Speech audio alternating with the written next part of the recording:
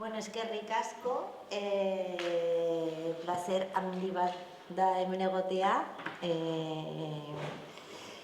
y bueno, pues voy a contar un poquito qué es Muturbel. Voy a hablar así un poco rápido porque quiero contar muchas cosas. ¿Tenemos cada una como unos 20 minutos? Eso es. Vale. Quiero luego poner un vídeo si da tiempo y si no, me dices, no da tiempo, y ya está. Bueno, pues como...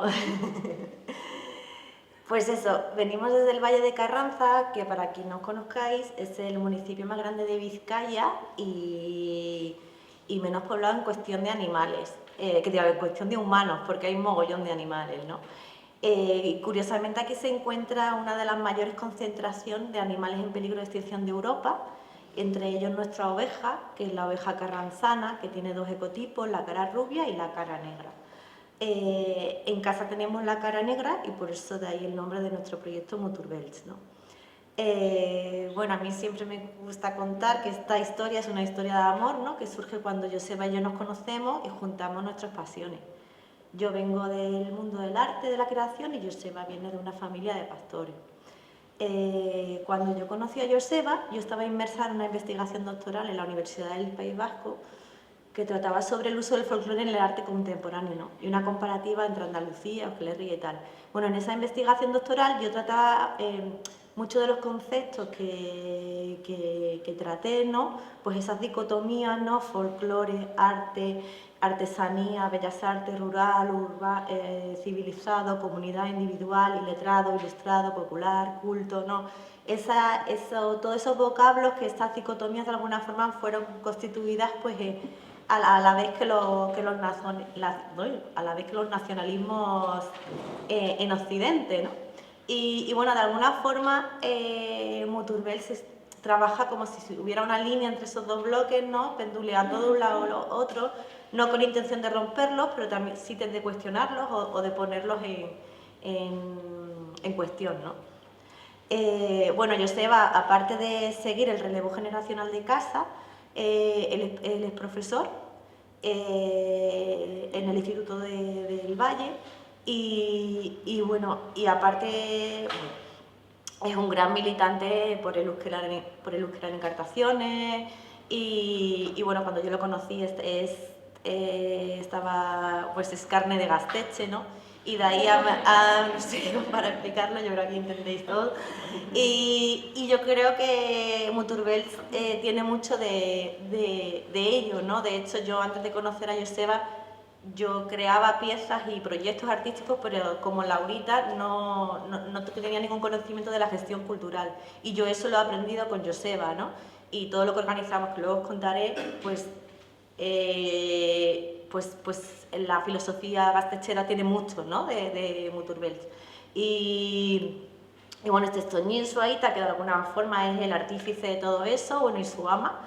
Y bueno, Toñín, él siempre ha mantenido ovejas, aunque era una familia de 8 hermanos y tuvo que marchar a la ciudad. Joseba, a mí me gusta cómo lo define, porque él fue mecánico en la ciudad, pero siempre mantuvo las ovejas en Carranza, iba y venía y tal, no sé qué, y él siempre define a su padre como que fue un pastor perdido en la ciudad. Al poco de conocernos Joseba y yo me fui a una residencia artística a Islandia y bueno, antes justo de conocer, de irme, Joseba y Suaita me habían contado la problemática de la lana que tenían en casa, que no sabían qué hacer con ella, que la tiraban y tal. Joseba había intentado restaurar una roca que compró en el rastro, pero no como... Y bueno, yo en mi tesis doctoral había hecho muchas bicimáquinas como artefactos para hacer performances y acciones desde el mundo del arte, que si una puchera móvil, una chala móvil, ¿no? Como diferentes bicis para hacer acciones. Y bueno, al entrar en el estudio en Islandia, de repente una rueda de hilar. Llamé a Joseba, tío, no te lo vas a creer, tal, no sé qué. Y justo la directora de la residencia artística sabía hilar, me enseñó, los últimos 15 días vino Joseba, nos alquilamos un coche y fuimos por diferentes cooperativas de mujeres y nos enseñaron a trabajar artesanalmente, a hilar, a cardar, a los procesos más artesanales de la lana. Y cuando volvimos de allí, hice el primer ovillo, que lo tengo guardado, de la lana de las ovejas de Suaita, de Tuní. Y es como la primera piedra de Muturbels, ¿no? Y bueno, de ahí la historia es muy larga, pero de ahí surgió construir estas dos bicimáquinas, que es una bici para hilar y una bici para cardar. Y a la vez que construí estas dos bicis, gracias a una beca de Bilbo Arte justo hace 10 años, era, ¿y qué voy a contar yo de ovejas y de lana si no tengo ni idea, ¿no? Entonces, a la vez que construí estas dos bicis, surgió estuvimos entrevistando a los diferentes pastores de oveja carranzana cara negra que había en el valle, y fue como mi primer contacto con el valle, fue una forma también de conocer como los diferentes barrios y tal. Y bueno, creamos como una especie de documental, que está en nuestra web, lo podéis ver, documental Muturbels, en que los pastores cuentan la problemática en relación al lobo, la lana, el relevo generacional. Y ese vídeo junto a las dos bicicletas lo presentamos en noviembre del 7 de noviembre de 2015 en el Museo La Encartada, que fue la antigua fábrica de chapelas, ¿no? Que parecíamos como David contra Goliat, ¿no? Una fábrica que cerró en el 92 porque no la tal, y nosotros con dos bicis como que vamos a dar solución a la lana local, ¿no? Como, bueno, en fin. Y bueno, la historia es muy larga y nos costó como años poder hacer este esquema donde de alguna forma resumimos lo que hacemos, y fue como la forma como, vale, ¿qué estamos haciendo, no? Y bueno, en la cabeza estarían los valores: preservar, crear, soberanía, agroecología, y luego están las cuatro patas: el arte y la lana, la leche y la carne, de donde trabajamos. La leche y la carne, de alguna forma, la trabajamos en casa de autoconsumo, hacemos yogures, queso, nuestros corderos, nuestra oveja, tal.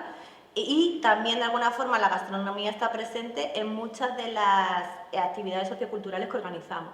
Y luego el arte y la lana es lo que más trabajamos, más como podríamos decir directamente, que ahora os cuento. Bueno, yo, Laurita, como creadora, pues sigo haciendo piezas en la medida de lo posible entre la maternidad, el curro, bueno, la vida, y como la materia prima que tengo en casa, que es la lana, y luego pues, y no solo la lana, sino también todo el ecosistema o todo lo que el mundo del pastoreo, todo el imaginario en relación al hilado, ¿no? Los mitos de fundación, las parcas, las moiras. Esto fue, por ejemplo, una investigación que hice en Boise, en Estados Unidos, en relación a toda la emigración vasca que hubo, ¿no? Allí. Y cuando llegué allí al Museo Vasco en Idaho, era como, ¿y qué raza de ovejas pastorea haber aquí? Ah, pues no sé, ovejas. Y a diferentes pastores de 80 y pico años que habían sido pastores allí. ¿Y qué raza? Pues no sé, oveja, ¿no? Y entonces estuve investigando con la Universidad de Idaho, de Nevada y tal, las diferentes razas de ovejas que los pastores vascos han pastoreado en el mundo, ¿no? Entonces, y bueno, fue en esa serie de dibujos, de ahí creé.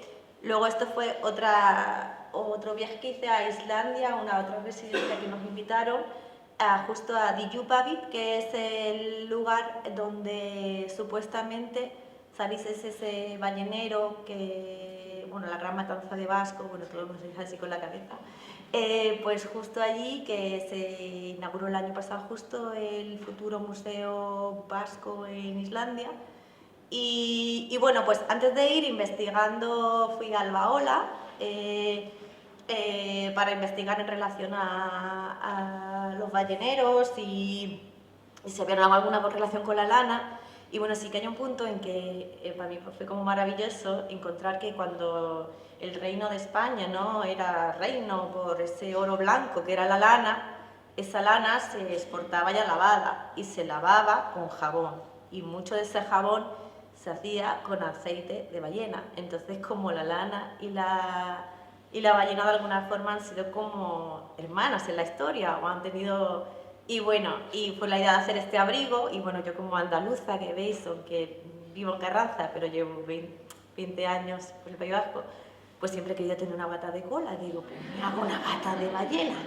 Y luego, lo que veis bordado, justo yo anteriormente estuve, bueno, es una historia muy larga, anteriormente estuve en Islandia de Erasmus, y uno de mis mejores amigos fue un gallego que a día de hoy es poeta y es considerado uno de los grandes poetas irlandeses que escribe en irlandés antiguo, y él también controla euskera, y fuimos a la Universidad de Reykjavik y allí tuvimos acceso a un documento increíble que es considerado como el primer diccionario islandés euskera. y que tienen diferentes frases de un pinyi, que es el idioma con el que los balleneros se comunicaban, ¿no? Los irlandeses con los vascos. Y Elías creó para esta pieza un nuevo pinyi, euskera islandés, y escribió un poema, y parte de ese poema está como bordado en el abrigo. Bueno, y ahora esto sin más como bocetos de... Estoy ahora en Bilbao Arte, justo 10 años después de haber hecho esas dos bicis, he vuelto y de alguna forma estoy ahora como volviendo un poco a mi origen primario, a mi tierra madre malagueña, y bueno, mis padres los dos nacieron en Tánger, en Marruecos, y mis abuelos, parte se siguieron allí, otros ya nacieron allí, y bueno, el proyecto que estoy haciendo a día de hoy en Bilbao Arte, estoy entrevistando a mi familia que nació y vivió en Tánger en la época franquista, y a partir de esa memoria las estoy tejiendo con lana carranzana, ¿no? Yo es como que tejer un hilo entre Tánger y Carranza, ¿no? Para mí también es un regalo a mi hija, ¿no? Que haya una conexión con ello. Y bueno, aparte de todo esto, desde hace 10 años organizamos en Carranza la residencia artística de El Buen Vivir, que es donde han pasado un montón de artistas de diferentes partes del mundo. Y bueno, cada año pues invitamos a que 10, 15 días, 2, 3 artistas, 4, a convivir con nosotros y con el resto de pastores del valle. Cada artista que tiene que le lanzamos el desafío, ¿no?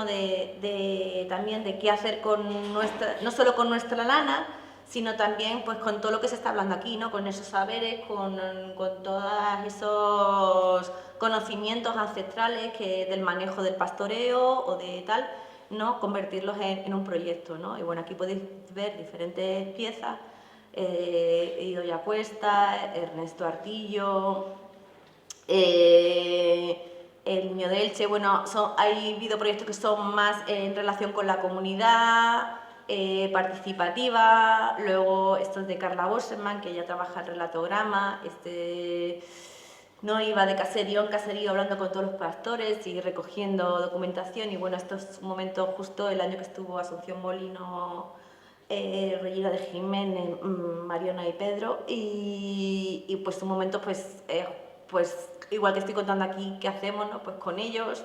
Y bueno, durante la residencia artística hacemos una jornada que se llama de arte y pastoreo, en que los artistas cuentan en la Casa de la Cultura del Pueblo que han venido a hacer, su trayectoria, y también ese día, cada año invitamos a gentes de diferentes ámbitos que queremos conocer, desde pastores de otros lugares como Aris Gamboa, que para mí me parece como un referente brutal, ¿no? Que en la tele haya personajes así, ¿no? Que la juventud los escuche. O como esto pues ha venido desde sociólogos, desde María Montesinos, Mar Badal, Ramón Cobo de World Dreamers, Lala de Dios, ¿no? Como diferentes personas que tanto del mundo textil, del industrial, bueno, en fin. Y de ahí cada año, bueno, ese mismo día hacemos una comida para agradecer a todos los pastores participantes durante la residencia y a los artistas y diferentes agentes que invitamos, y la hacemos en un restaurante del pueblo que se llama Casa Garras, que ellos tienen un menú muy famoso porque tienen su ganadería de bueyes y tienen un menú como degustación de buey, pero para nosotros ese día hacen especialmente, desde hace 10 años, un menú de degustación. Cada año compramos una oveja a uno de los pastores del valle y esa oveja se cocina y él nos hace un menú de degustación de diferentes, pues esos, cecina de oveja, croqueta de oveja, canelones relleno de oveja, chuletilla, guisado de oveja tradicional, alubia con costilla, paletilla o helado de queso de oveja. Y cada año innova 8 platos diferentes. Y también apostando por el arte culinario y el patrimonio local, ¿no? Gastronómico. Bueno, los artistas, depende de qué época del año, pues sí que los últimos años hemos enfocado que coincida con la época de esquila, pues participan con nosotros. Otro año ha sido la época del queso, otro año no. Y los proyectos se alinean también con eso, con lo que ellos viven. Luego también intentamos siempre que haya una vinculación, yo sé que es profe en el instituto, una vinculación directa con el alumnado de Carranza, en talleres, charlas, vienen a ver las exposiciones que luego se realizan y luego hacemos eso, 2 exposiciones, una en la Casa de la Cultura de Carranza o en otros espacios de Carranza y otra cada año la llevamos a la ciudad. Estos últimos años la hemos hecho en la Sala de Exposiciones de la Facultad de Bellas Artes, que también es como un lugar pues, donde pasan pues, eso, un montón de estudiantes y el profesorado y bueno, y finalmente hacemos una publicación anual donde se recoge todo lo vivido en las jornadas y durante la residencia. Y bueno, este fue otro proyecto que hicimos paralelo. Yo en relación a mi tesis, que trataba con los sonoros, siempre tenía esta idea de invitar a músicos, artistas sonoros que le cantaran a las ovejas, o sea, a la oveja de morar en el campo, sino...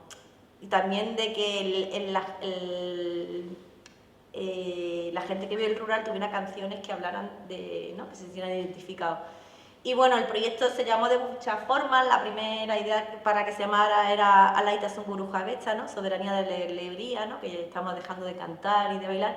Y bueno, al final en una ayuda que pedimos europea se llamó Enchun y así fue, y Enchun. Y bueno, a esa llamada respondieron pues tanto el coro de mujeres de Carranza, Esti Márquez, Niquel Nauroba, John Maya, Miquel Márquez, Niño de Elche, Yogurina Boroba. Y la idea era producir 3 canciones o piezas sonoras y justo en una videollamada con Paco, con el Niño de Elche, me dice sí, tía Laurita, pero ya que voy a Carranza, aprovechame, vamos a hacer un concierto. Y digo, tío, ¿dónde? En noviembre, ¿sabes? Y hablando con Joseba y en plan, pues si te más grande la iglesia, vamos a hablar con el cura. Y el cura, claro, la iglesia está abierta para todos, está... Total, que armamos un jueves de noviembre, más de 200 personas, o sea, no entraba ni un alfiler. Yo decía, madre mía. Y como esto, y gente de Bilbao me decía, pero ¿cómo organizáis esto un jueves en Carranza? Y digo, es que un jueves en Bilbao hay un montón de oferta cultural, ¿sabes? Y siempre se hacen las cosas en lo rural los sábados y los domingos para que vengáis los de la ciudad. Pues ahora os toca a vosotros. O sea, ¿no? Es como esto se ha hecho para la gente de Carranza. Y fue increíble, o sea, bueno, sin más, no me quiero enrollar. Bueno, decir que todas estas actividades culturales que organizamos en Carranza los primeros años, todos esos honorarios o tal de Laurita Joseba los fuimos poniendo en una hucha, que fue la hucha de la Asociación Cultural Muturbels, y todo ese dinero posteriormente lo hemos invertido en investigación para la lana. Con eso anualmente pagamos la lana a €1 por ovejas de la... transformamos tanto nuestra lana como la de 14-15 pastores, recogemos la lana anualmente y para nosotros también este proyecto es un proyecto político de ayudar al primer sector.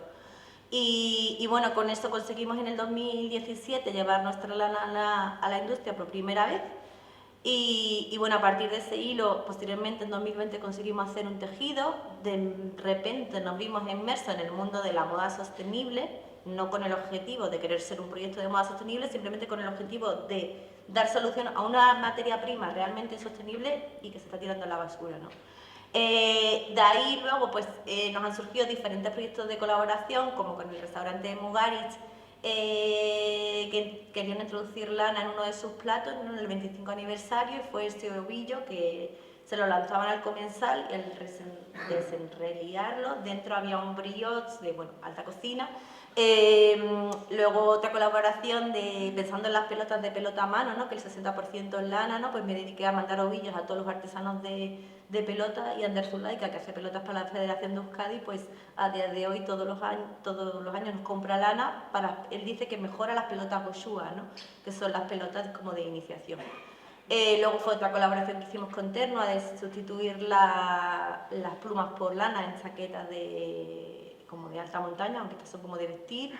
Luego, pues, las latas esas son de kombucha, que fue un proyecto catalán que vino a visitarnos a casa, que habían sacado unas latas con cara de oveja y les habíamos gustado por las redes y bueno, se nos ocurrió hacer esta colaboración de como las lanas higroscópicas, como esta especie de neveritas. Y bueno, y luego esto fue una colaboración con Maldeojo, una óptica de Bilbao que se inspiró en nuestras ovejas en el diseño de la montura, y luego lo que veis es lana. Bueno, esto también, justo aquí. Y nada, esto fue en el 2024 que hicimos un escenario para el BBK Live, un tapiz de 40 metros cuadrados con lana en bruto. Y bueno, pues nada, repensar, ¿no? Para resumir, decir que nuestra labor es repensar el caserío desde la experiencia creativa, ¿no? El caserío siempre no ha habido ni un monocultivo ni una explotación de un solo animal, sino siempre ha habido como una diversificación de muchas cosas. En nuestra casa eso hacemos, tenemos, aparte de ovejas, tenemos gallinas, tenemos cerdo y tenemos arte, y es una herramienta más en el caserío. Y, y, y bueno, en todo esto, una vez me pidieron un texto y repensando en lo que hacíamos, ¿no? Si quitamos la palabra artesanía, ¿no? Y ponemos baserritarra, y si quitamos la palabra artista, ¿no? Y ponemos empresario, macogranja o tal, vemos que ese bloque de dicotomías en la que yo hablaba en la tesis, igual pues, también en esos imaginarios pueden funcionar, ¿no? Entonces yo aquí me planteo qué clase de artista soy, qué clase de arte consumo, ¿no? Y ahí os lo dejo. Es que ricas. Llevo 25 años trabajando, pero me voy a presentar un poco para que entendáis qué es, cómo surgió las cosas, ¿no? Porque surgen de varias cosas. Bueno, como ha dicho, yo soy Sandra Clivillé, nací en Cataluña, me crié en un taller de confección y costura, en el que hacíamos todo, ¿vale? Todo. O sea, incluso nos hacíamos las libretas. Pues en la infancia pues, la pasé un poco así, ¿no? Me acuerdo que teníamos un tren, incluso mi madre cosía y nosotros nos poníamos detrás y el tren. Porque claro, mi madre cosía mucho, cogíamos después el mocado de farseis y con lo que había confeccionado íbamos a entregar las cosas y le ayudábamos a coser las sombreras, a hacer todo lo que podíamos cuando llegábamos a casa. Creo que es importante saber, esto es importante porque primero que fallecieron muy pronto y se marcharon muy pronto mis padres, casi me puedo emocionar, y pues gracias a ellos yo he sabido salir y saber hacer cosas cuando me he encontrado algo, ¿vale? Y segundo, estudié ingeniería agrónoma, bueno, ingeniería de explotaciones agropecuarias, ¿vale? Que luchamos en la facultad para quitar explotaciones. Nosotros en eso tuvimos una disputa muy grande cuando has tocado Josebe, pues es así. Por suerte tuve una profesora en la cual hice 2 cursos después de la universidad. En ese momento no se llamaban másters, pero bueno, se podrían considerar, que fue Montse Surliva, que era de residuos. En ese momento ya se planteaba que había un problema con la lana, ¿vale? Estoy hablando del 96, ¿vale? Pero en ese momento el problema básico era hubo mucha presión con el plástico, la bolsa del plástico, y realmente con Montse nos dedicábamos mucho a esta historia, que hoy día cuando veo que al supermercado ya no te dan la bolsa, digo, bueno, vale, a nosotros nos pegaron, ¿vale? Para ir a la manifestación nos pegaron, pero hoy día, bueno, pues al menos esa bolsa no se hace, se hacen otras, ¿eh? Entonces, Montse nos abrió mucho el mundo del residuo y nos habló mucho sobre ello y se lo agradezco muchísimo. Y después hice 2 cursos de agroecología y sociedad con Eduardo Guzmán, Eduardo Sevilla Guzmán, que era de la Facultad de Sevilla y en ese momento era la única persona, la única cátedra que estaba en marcha de agroecología, ¿vale? Esto es el 97. Vine aquí en 98-99 totalmente atrapada por las ovejas y hice Archa y Escola.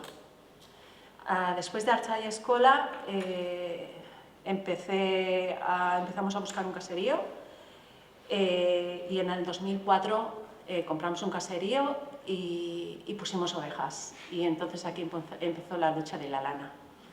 ¿Vale? Por eso quería explicar esto, porque todo va cuajando, todo va por qué, ¿no? Yo cuando vi en el primer esquileo, ya lo sabíamos, en el Escola ya se hablaba también, cuando vi dije, yo con esto tengo que hacer algo, ¿sí? Y ahí empezó pues como una lucha armada, con muchos altos y muchos bajos. Y ahí empecé con la lana y ahora os voy a poner un vídeo, que pues, tengo un vídeo gracias a mi hijo que ha estado 3 días en casa y vino con la idea de que quería hacer unos chicos zapatillas para él, porque nosotros todas nuestras zapatillas nos las hemos hecho siempre en casa. Es un poco como mis padres. ¿Quieres esto? Lo vamos a hacer. ¿Quieres un disfraz de no sé qué? Lo vamos a hacer. ¿Y quieres disfrazarte de Yoda? Pues tú tranquilo que te disfraces de Yoda, pero con lana. ¿Vale? Ahí va, ¿vale? Y siempre ha sido así y nos hemos machacado un poco la cabeza de cómo hacer. Entonces me dijo, es que se me han roto los chicos zapatillas y quiero, porque se rompe, ¿eh? Claro, a los años se rompe, que a veces la gente me dice, y quiero regalar unos chicos zapatillas. Y le dije, vale, entras al taller, me grabas.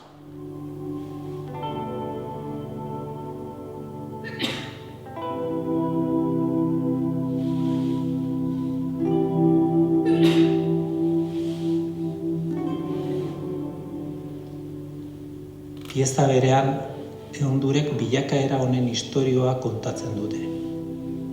Eremu batzuk malguagoak dira, ia transpiragarriak. Beste batzuk trinkoagoak dira, sendoagoak, iraunkortasunak landuak.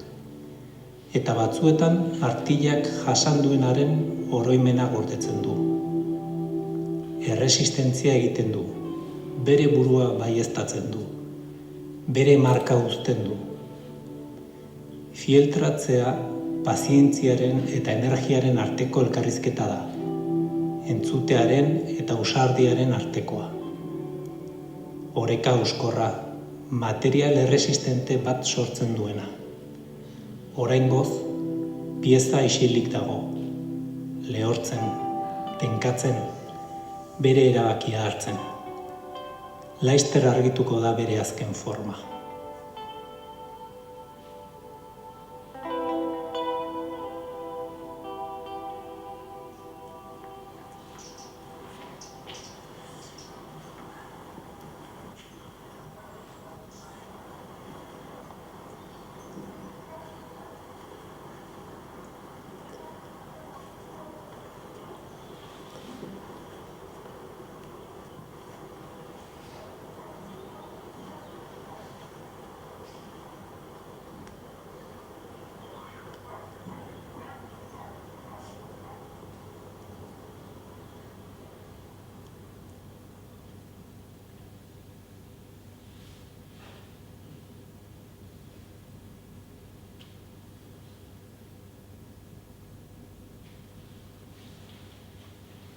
Varias cosas, ¿no? Aquí este vídeo solamente es lo que se hace con la lacha, ¿vale? Que es lo primero que hice y que estuve muchos años haciendo y que pues ha sido muy difícil. O sea, puedo decir que estamos en un buen momento porque encuentro que desde septiembre es como que mucha gente empieza a llamar, hay como un interés o hay un movimiento y del cual me siento súper contenta. O sea, pienso qué guay. Cuando la gente me llama por la lana, digo, ostras, qué bien, me llamaban para aquí, ostras, qué, no sé, bien, ¿no? Porque yo, es verdad que pasas por fases en el taller muy complicadas porque cuando empecé no había un sitio donde cogerse, ¿no? Sí que es verdad que en el 2008 hicimos un encuentro en casa junto con gente que está trabajando en Navarra, con Melqui, gente de Cataluña que estaba en Xisqueta y se hizo en casa un encuentro de la lana y ahí, bueno, hubo mucho movimiento y en el 2012 se hizo otro encuentro en Ordizia donde se hizo una gran exposición de cosas que se hacían con lana, fuimos a hacer formaciones a las escuelas, se hizo una exposición, formaciones, curso, feria, han habido cosas pero no cuajaron, no hubo, quizás no era el momento, pienso que ahora sí que es un mejor momento y lo que quería decir es que todos los que estamos correlacionado un poco con lo que comentaba Josebe, ¿no? Que todos los que hacemos un producto desde el principio hasta el final y que lo elaboramos todos nosotros, somos puntos de luz.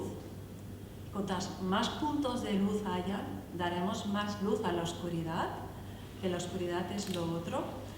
Y tanto Moturbells es un punto de luz y es una cosa que nosotros cuando estábamos estudiando explotaciones decíamos, son puntos de luz que dan visión a este sistema, que es un sistema capitalista que no le gusta que estos puntos de luz tengan tanta fuerza o que estén ahí, no les gusta.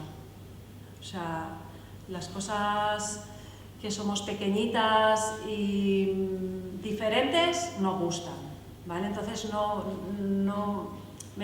después de estos años he pensado que no sé si vamos a tener nunca una ayuda, sino que vamos a tener que tirar un poco del carro, hacer proyectos como Visuela, estic detestant inoiz ez, beti zuzentzen diate, baina eske horregatik bideoz ez esan nik, porque hasi nintzen, eta bueno, no os podéis ni imaginar.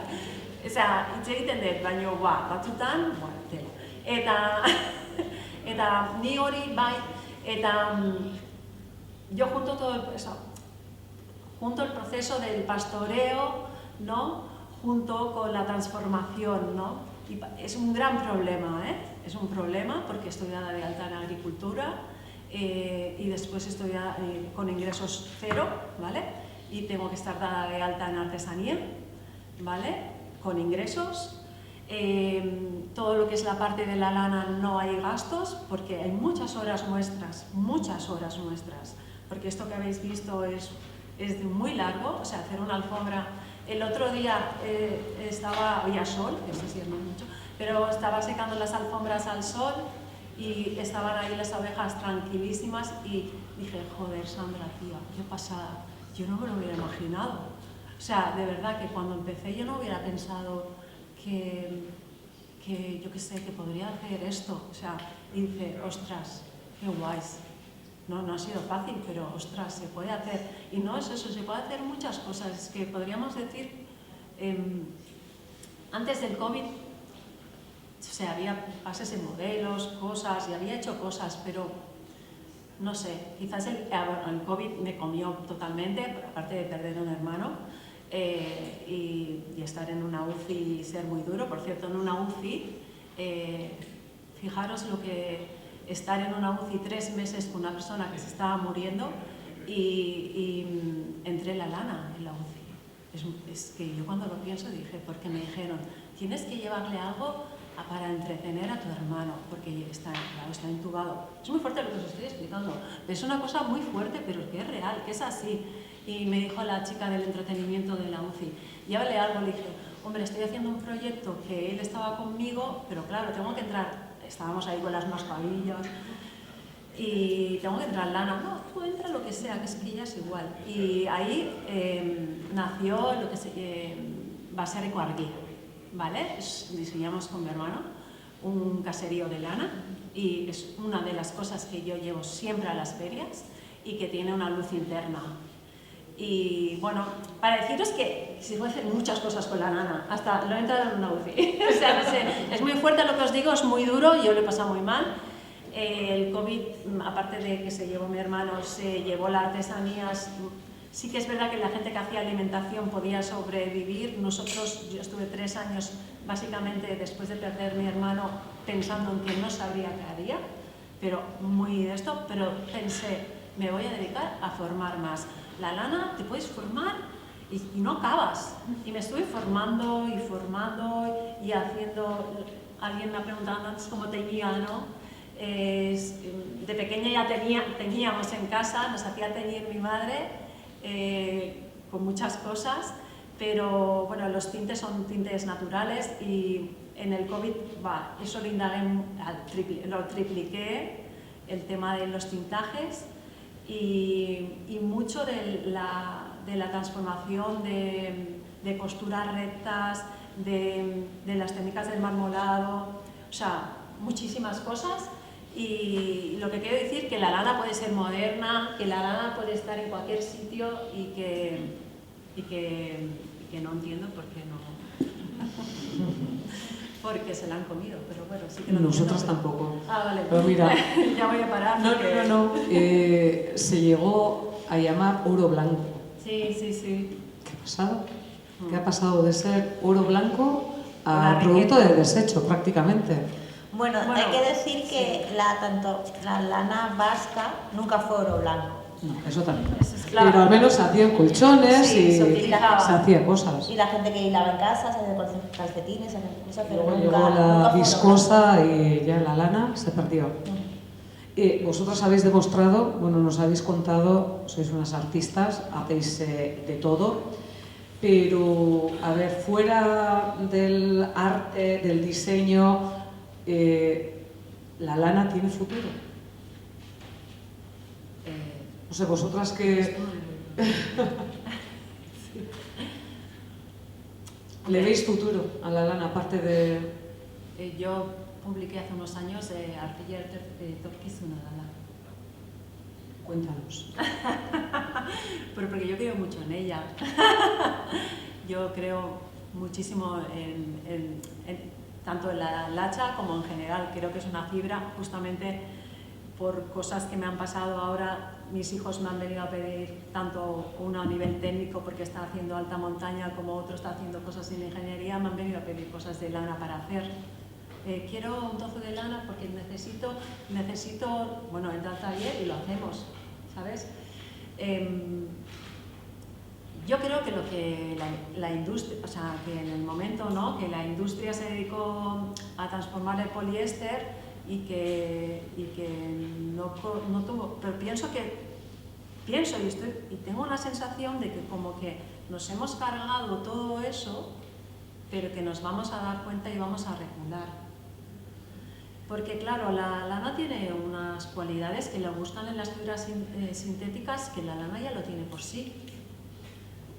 Por eso, ¿cuál es el problema que tiene la lana? Bueno, Porque no podemos decir que es muy cara. bueno, porque primero, porque no hay, porque los obradores o las transformaciones se han cerrado, no se modernizó, pero bueno, hay sitios localmente que funcionan muy bien, porque en el norte no sé en Islandia, pero por ejemplo en el norte de Francia y eso, hay obradores y en esos obradores se transforma mucha cantidad de lana y esa cantidad de lana, yo creo que el problema es que al momento de transformarla la podríamos meter en el mercado, pero si nos dedicamos a cerrar todos los obradores, todos los lavaderos que limpian la lana.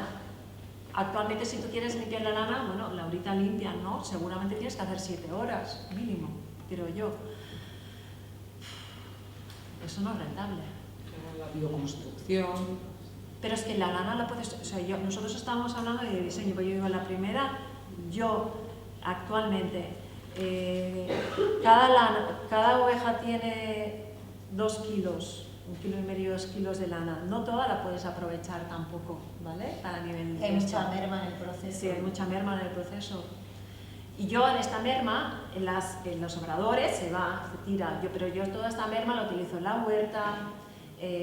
Bueno, una de las cosas muy bonitas que está saliendo, por eso digo que hay cosas muy bonitas, que ya en el 2012 ya las hicimos, que fueron las formaciones escolares. Yo la semana pasada estuve haciendo formación escolar, la semana que viene vuelvo y la siguiente vuelvo a las escuelas. Y a mí esto me apasiona porque poder llevar la lana a las escuelas y que los niños se hagan cosas en las escuelas con la lana. Es que si hubiera una transformación y la lana la tuviéramos, puedes hacer cosas en sucio, porque tanto Laurita como yo hemos hecho cosas en sucio, ¿no? Pero bueno, pero si la tuvieras transformada, bien las escuelas Waldorf utilizan lana como uno de sus primeros productos para escolares. ¿Por qué las escuelas de Euskadi no se utiliza la lana lacha? Bueno, porque no hay un obrador donde la transforma y la podemos ya tener cargada o preparada para acceder a la escuela. Si tienes que hacer 7 horas, no es rentable. 7 o según donde te vayas. Es que la maquinaria de transformación de la lana lacha no la tienen en todas partes, porque no es lo mismo transformar alpaca, yo transformo alpaca también, transformar alpaca que transformar lacha. No es mejor la alpaca que la lacha, son diferentes y todas son buenas. Cada uno igual tiene su mercado. Y el de la oveja lacha... Sí, es duro, no sé Laurita cómo tienen la venta, yo me muevo mucho, yo no sé, o sea, es duro vivir Bueno, las Muturbels condiciones. tiene como todas esas patas, ¿no? Entonces, pues sí que hay épocas del año y luego sí, luego a veces nos sorprende, ¿no? Nos llaman de proyectos Claro. educativos, o de diseñadores o gente particular que se quiere hacer cosas. O sea, sí que, pero sí que Muturbels tiene pues su economía, por un lado, es una asociación cultural sin ánimo de lucro, que, con lo que gestionamos todo lo que es lo cultural, y luego está Laurita Autónoma, que está de alta como artesana, como artista, como productora de lana y como diseñadora gráfica. Entonces, Y ahí tienes salida. y ahí tengo salida, tienes o sea, salida. ahí con todo esto, pues yo hago de todo. ¿Sabes? Y claro que tengo salida, pero mucho trabajo. Claro. Vamos, la innovación O sea, tecnológica sería... Sí, bueno, se están haciendo cosas, ¿eh? Sí. Sí. Están haciendo cosas.